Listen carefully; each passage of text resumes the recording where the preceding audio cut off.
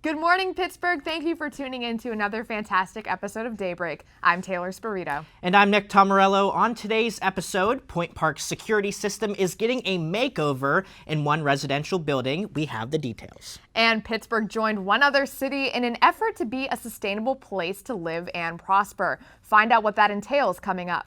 Breaking It Down with Bree host Brianna McCall will be sitting down to discuss climate change with the local organization that's looking to make a change. And of course, our reporters will catch you up to speed on everything you need to know in sports, tech, national, and some entertainment news. Well, wake up and smell the coffee, Pittsburgh. Daybreak starts right now.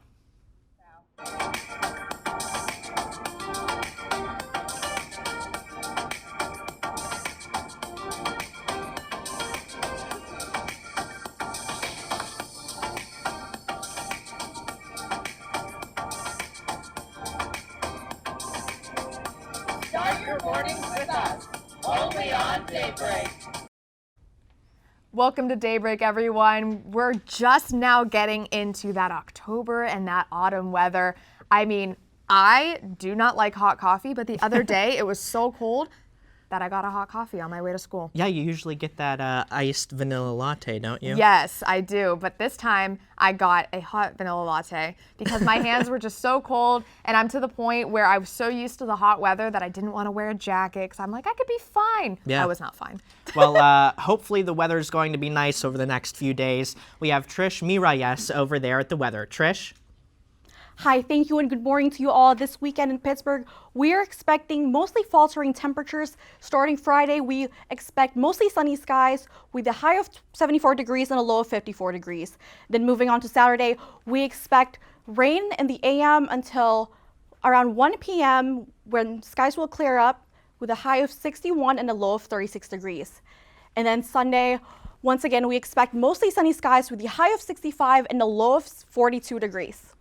That's it for this weekend's weather forecast in Pittsburgh. I'm Trish Miralles. Thanks for tuning in. Now back to you, Nick and Taylor. Oh, it's going to be a little chilly coming up. I know. I mean, I think we've talked about this before. We've definitely talked about this before, but I'm not a big fan of the rain and the cold because at that point I just want it to be snow. I don't even like snow, but at that point I just want it to be snow, you know? Yeah, I love the fall weather, getting to put on a nice jacket, comfy clothes, getting into that sweatshirt and pants weather. It's going to be really nice, I hope. Absolutely. But here's your campus news. Point Park's Honors Student Organization is having a picnic in Village Park. The event is part of the organization's Pink Feet fundraiser for Breast Cancer Awareness Month. Free pink food and activities will be provided. All students are welcome to attend later this evening from 6 to 9 p.m. HSO's final event, Bake Sale, will happen in just a couple weeks on October 21st and 23rd from 1 to 5 p.m. in Lawrence Hall lobby. The Pink Feet campaign supports the Susan G. Komen Foundation, which invests in research to prevent and cure breast cancer. Last week, Point Park's Chief of Police Jeffrey Bisong announced that Lawrence Hall is receiving turnstiles in order to upgrade its security and to stop people from piggybacking into the building. As it stands right now, students have to scan their Point Park IDs to get into the central building and then scan in at the security desk depending on the time. Point Park Police Deputy Chief Nicholas Black says that these new glass turnstiles, will require students to scan into the building and then the turnstiles themselves. There will be 2 installed into Lawrence and 1 will be ADA accessible. Bisong's school-wide email says that other buildings on campus will be receiving this update, but Black says that nothing is confirmed as to which buildings. The Lawrence turnstiles are expected to be installed around Thanksgiving break. And get ready for Point Park After Dark. Campus Activities Board is hosting a Humans vs. Zombies Nerf battle in the Student Center. According to the Humans vs. Zombies website, the game originated at Goucher College in 2005 and is played across the world. Students can bring their own Nerf gun for an advantage or use single-shooter dart guns provided by CAB, but they have a limited supply. This Halloween-themed game is tomorrow night from 8 to 10 p.m. I kind of want to go to that. I know. That sounds so fun. exciting. I remember being little and playing Nerf Guns and having battles with my brother and a lot of my school friends. Oh yeah. And everyone back when, we were younger played like Black Ops 2 and they were really into zombies, but I was always terrified of whenever we would all get together and they would play zombies. Like I'd hide in a pillow and not pay attention. But that sounds like it would be a lot of fun for maybe even people who don't enjoy Halloween, just to, go and have, I don't know. Nice fun activity. Yeah, I mean, I enjoy laser tag. It sounds pretty much the same, I've never right? done laser tag. We'll have to go. We'll have to go. But you don't go anywhere, because after the break, our sports reporter will tell us everything we need to know about the MLB and the teams currently left standing. And the city is getting a new locally themed treat. Find out more after the break.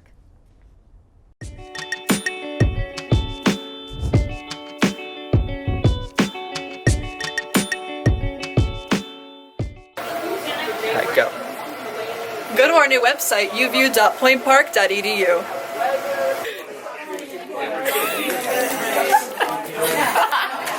Go, go, go, go, go, go. Join UView and find your herd. Be like, join EOP. And 3, 2, join EOP. I was just saying, grab them now, or else I can stuff. Yeah. Join On Point with Politics. 3, 2, 1. Join Pioneer Sideline. Loneliest number that you'll ever do.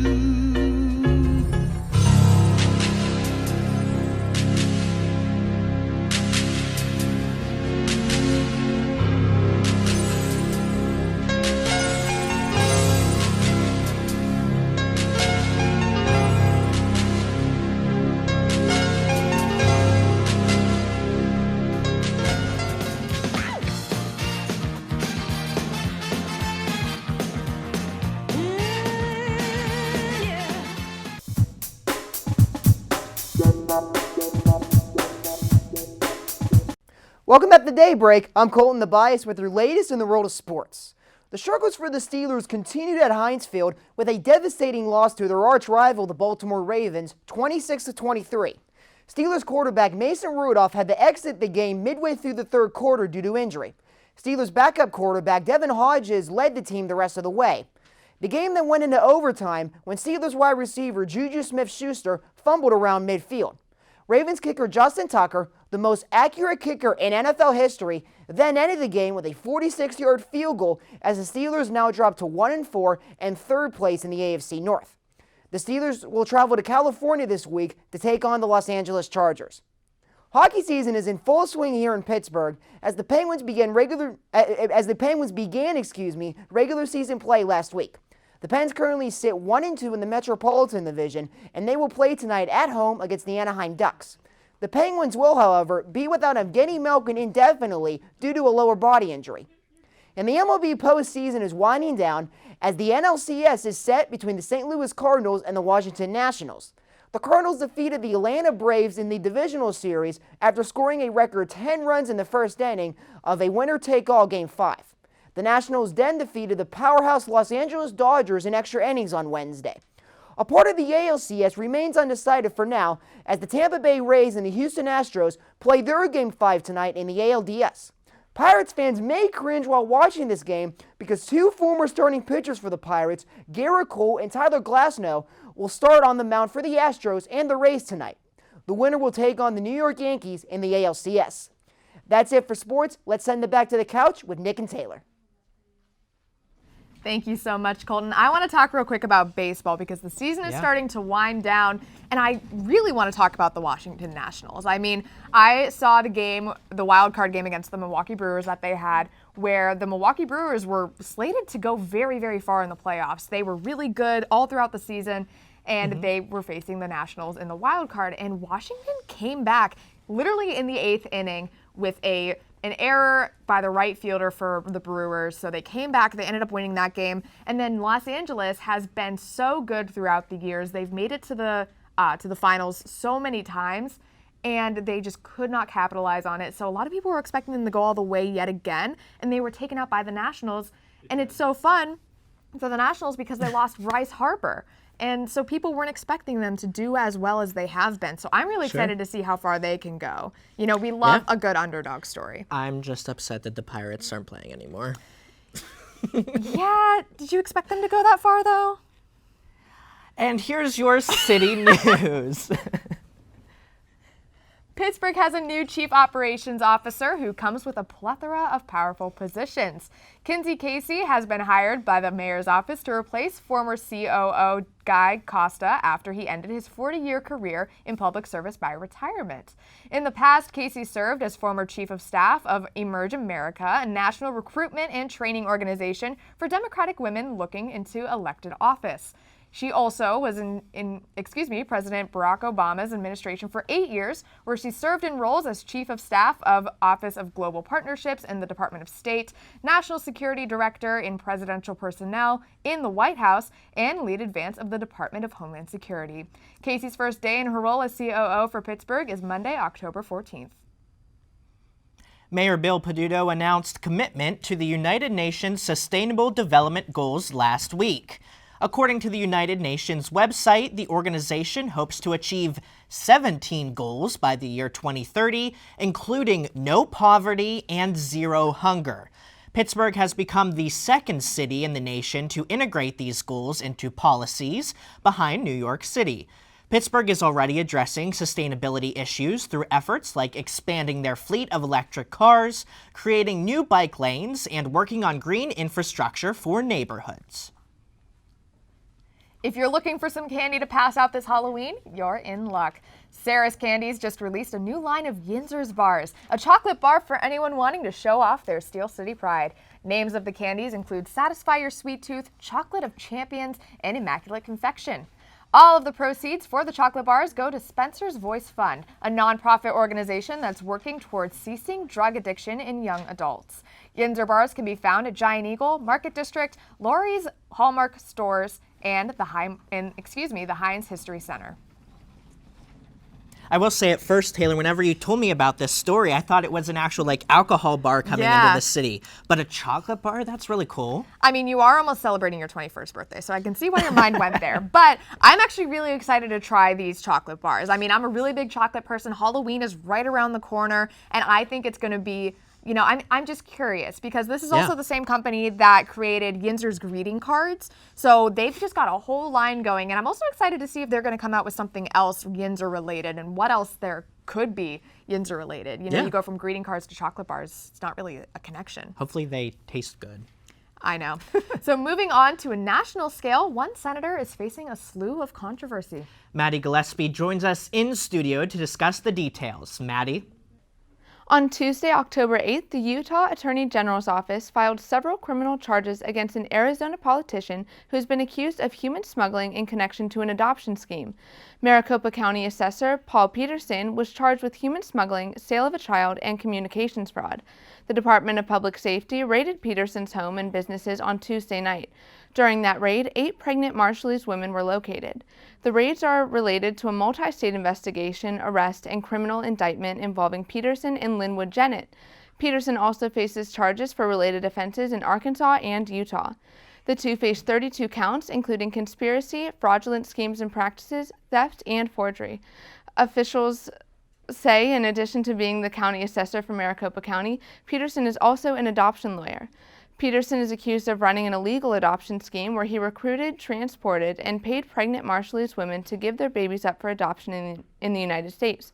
This violates an agreement made between the U.S. and the Marshall Islands, which prohibits citizens of that country to come to the U.S. if their travel is for the purpose of adoption, unless they have a special visa.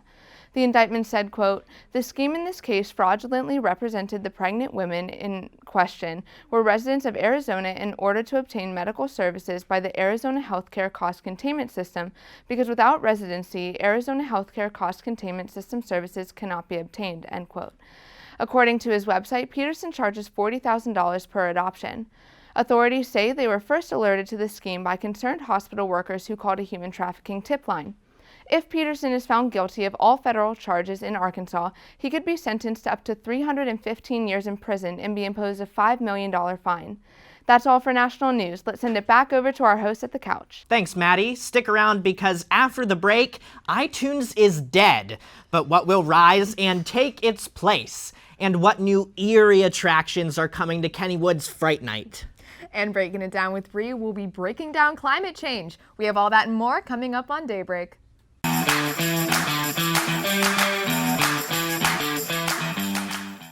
What's one word to describe CAB? Welcoming.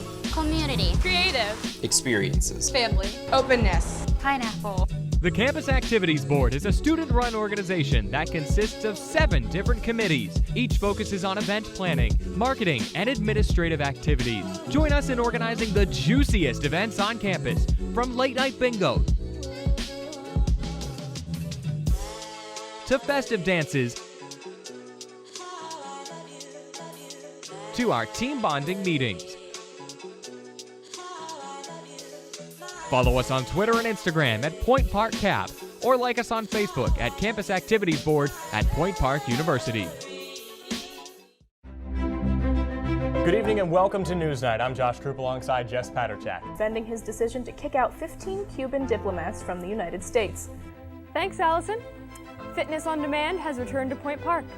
Residents fear that Mount Agung will have a repeat of 1963's eruption. 2-star NFL quarterbacks made the headlines this week after wrapping up. Thank you so much for joining us this evening. That's your news tonight. For Nick Tomarello, I'm Alex Grubbs. Have a great night.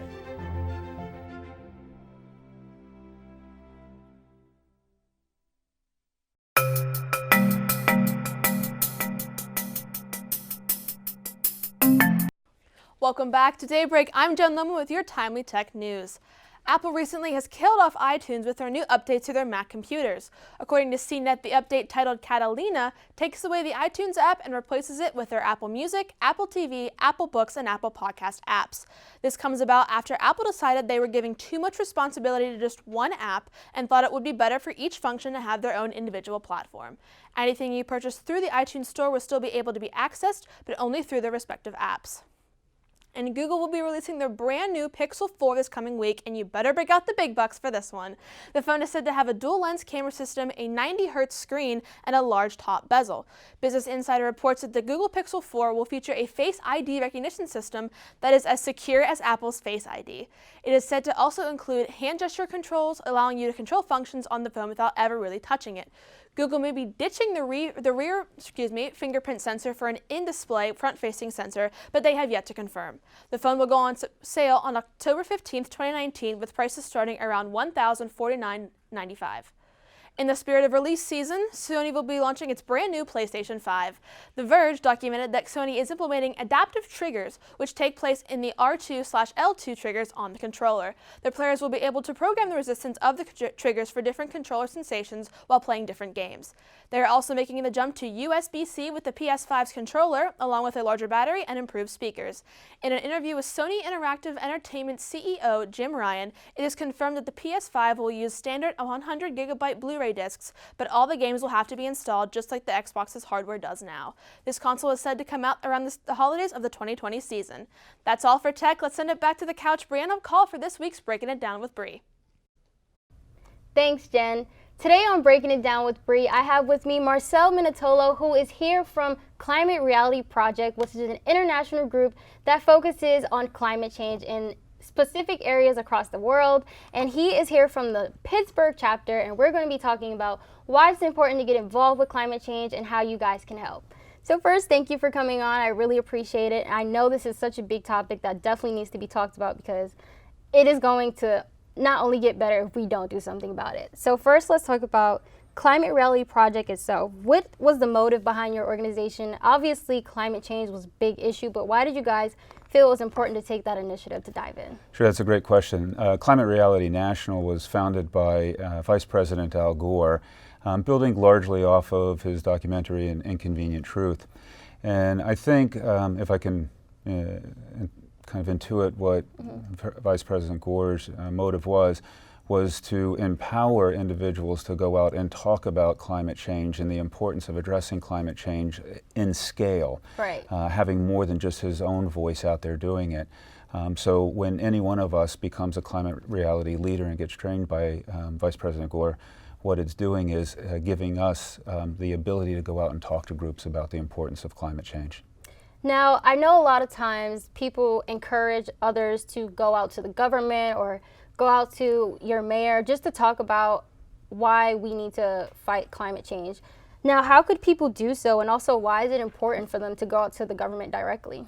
Sure, it's important for us to let our representatives know what is important to us. Right. And so when we go and speak to the mayors of our cities, our congressmen or our senators, what we're doing is informing them about what we value and what's important to us, which they then in turn form policy and legislation around.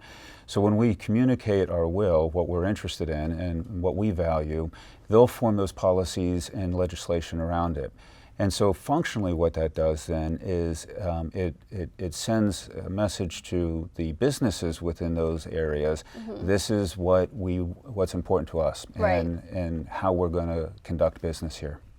So obviously climate change is obviously something that we need to work on, but what is the reason for climate change? Like, how does it happen? Why is it a problem for us? Like, why is it something that we need to do now? So this is part of the reason why many people feel that it's an impossible problem to solve, because it is extremely complex. You'll hear some individuals say that climate change happens naturally anyways. It's a cyclical process that goes up and down and back and forth. But what we have noticed is that human intervention has sped the process up significantly beyond what a normal process would look like. So climate change is being driven by human activity, and not too long ago, just here in our own Carnegie Museum, we saw the Anthropocene exhibit that they had and the impact that human beings have had on the natural environment. People can get involved by taking just small daily actions. It doesn't have to feel overwhelming.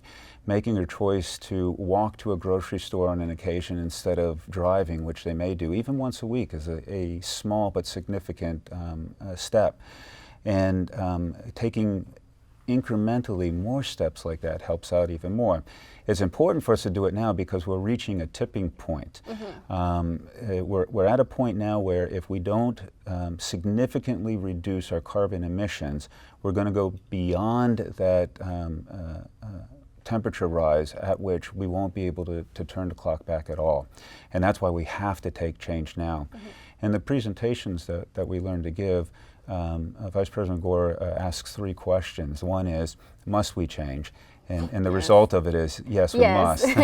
The second question is, can we change? And the technology is there to support that question. And then the final question is, will we change?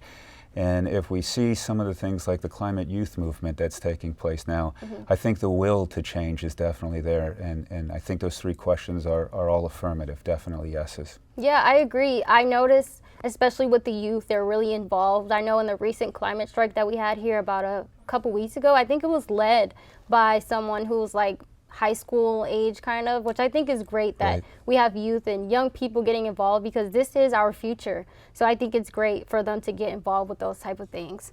Now, if someone was interested in joining Climate Reality Project or just taking the initiative to do something about the climate crisis, how could they do so, or what steps should they take to kind of limit our climate change? That's a great question. And one of the things I like about the Climate Reality Project is that it is local. While it's an international organization, it is focused typically on a local market. The first step would be to visit the Climate Reality Project. It's very easy to find by just typing in Climate Reality Project and it'll come up. If you're interested in getting trained to be a climate reality leader, on that website you'll find the next training so that you can become a climate reality leader like me. I was trained here in Pittsburgh in 2017. I've since been a mentor in Atlanta and in Minneapolis for other trainings. So that's a good first step. If you visit the Climate Reality Project Pittsburgh and Southwest PA chapter, you'll find all kinds of ways on getting involved locally. We have a calendar there so one can see events that are coming up in the future, and if you want to participate in any of those events, you're welcome to. Those are public policy hearings. Some of them might just be activist activities. It could be showing up to volunteer at something like Allegheny Cleanways in one of their cleanup projects locally. Nice. So each area has a focus. Here, because of our poor air quality, our focus is really on what can we do locally to improve our air quality, which is one of our big pushes for the local chapter. Now, I know we spoke earlier. You said that you were actually going out to Chile with someone that you mentored before, and you guys are taking your leadership out to another country, which I think is such a great thing to do, because even though it is internationally, like even though you're a part of the local chapter, taking that step forward and kind of going across the world because this is a worldwide issue, not just here in Pittsburgh, even though we do have terrible air quality. I think it's great that you guys are taking the initiative to go all over and kind of helping this issue, because it is a worldwide problem that we all need to fix, not even just the youth, everybody that's on this earth. So in that, any upcoming events with Climate Reality Project itself? Sure. November 21st is the 24 Hours of Reality. Okay. During that period of time, climate reality leaders are encouraged to give one of our talks on climate change.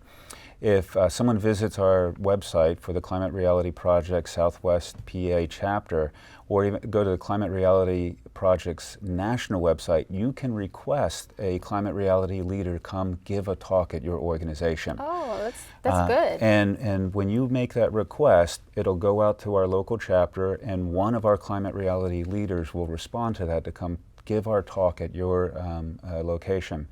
I'm giving 2 talks on that day already at Robert Morris University, and the idea is we want to inform as many people during that 24 hours of reality the importance of those 3 questions that I mentioned earlier, and then at the end of it, of course, the conclusion, how you can get involved. Right. So is there like a specific goal, or is just like we just need to inform people for 24 hours? Oh no, there's a specific goal, and we're, if I remember right, it is somewhere in the area of 32,000 presentations globally we're going for. Wow. It used to be Vice President Gore speaking of climate change and having people come in to talk about it on a live stream for 24 hours.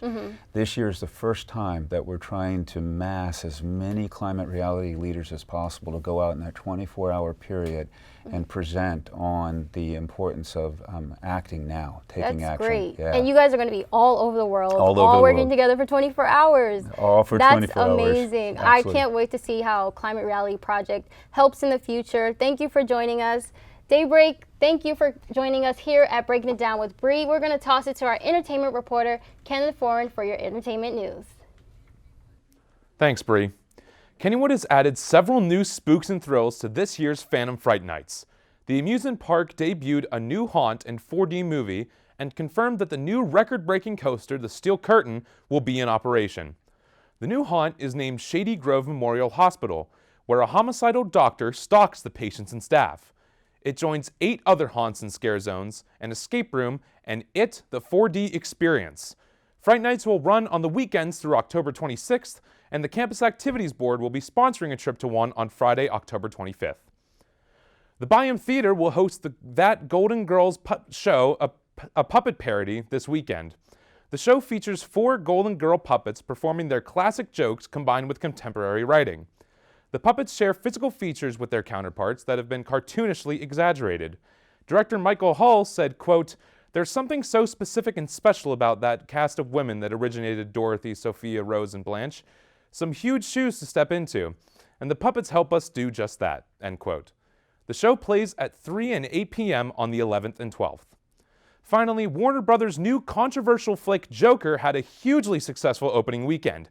While theaters responded to the threats of violence prior to the film's opening by adding security measures, that did not stop people from going to see the movie. Warner Brothers stated Sunday that Joker grossed $93.5 million domestically and $234 million worldwide during the weekend.